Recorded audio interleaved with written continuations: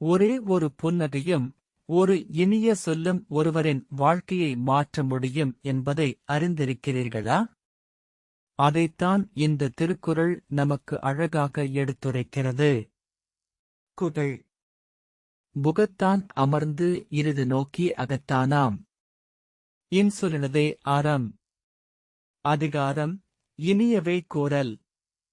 அறத்துப்பால். தமிழ் பொருள். மலர்ந்த முகத்துடன் அன்பாக பார்த்து மனமகிழ்ச்சியுடன் இனிமையான சொற்களைப் பேசுவதே உண்மையான அறமாகும். எளிய விளக்கம். நாம் பிறரிடம் பேசும்போது முகத்தில் கோபம் இல்லாமல் அன்பான பார்வையுடன் மரியாதையாகவும் இனிமையாகவும் பேச வேண்டும். நல்ல வார்த்தைகள் பணம் செலவில்லாமல் ஒருவரின் மனதை மகிழ்விக்கக்கூடிய பெரிய பரிசாகும். உதாரணக் கதை. ஒரு சிறிய கிராமத்தில் 2 கடைக்காரர்கள் இருந்தனர். இருவரின் பொருட்களும் ஒரே தரத்தில் இருந்தன. ஆனால் முதல் கடைக்காரர் எப்போதும் சிரித்த முகத்துடன், "வாங்க ஐயா, எப்படி இருக்கிறீர்கள்?" என்று இனிமையாக பேசுவார்.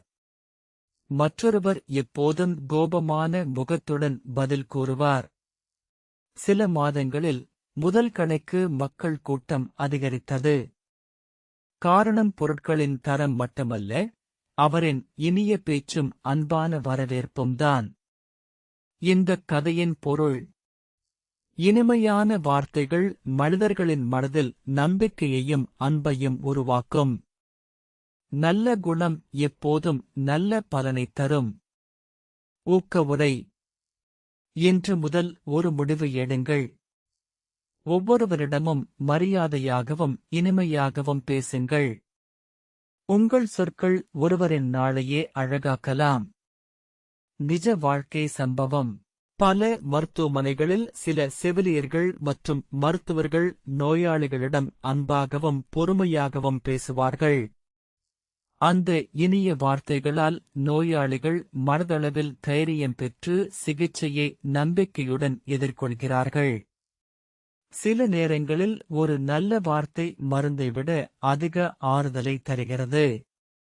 நகைச்சுவை உதாரணக் கதை. ஒருவர் ஹோட்டலுக்குச் சென்று, "அண்ணா, சாம்பார் கொஞ்சம் கிடைக்குமா?" என்று மிகவும் மரியாதையாக கேட்டார். பரிமாறுபவர் சிரித்தபடி, "சாம்பார் மட்டும் இல்ல சார், கொஞ்சம் ரசமும் தர்றேன்" என்றார். அடுத்தவர், "ஏய், சாம்பார் ஊத்து" என்று சத்தமாக கூறினார். பரிமாறுபவர் அமைதியாக, "வரிசையில வாங்க சார்" என்றார். அதைப் பார்த்து முதல் நபர் சிரித்தபடி, "இனிமையாக பேசினா சாம்பாரோட ரசமும் கிடைக்கும் போல" என்றார். கதையின் சின்ன பொருள். மரியாதையான பேச்சு மரியாதையான பதிலை உருவாக்கும்.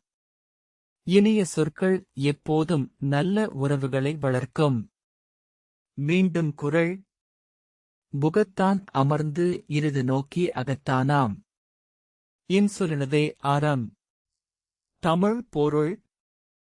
முகத்தில் மலர்ச்சியுடன் அன்பாக பார்த்து மனமகிழ்ச்சியுடன் இனிமையான சொற்களைப் பேசுவதே உண்மையான அறமாகும்.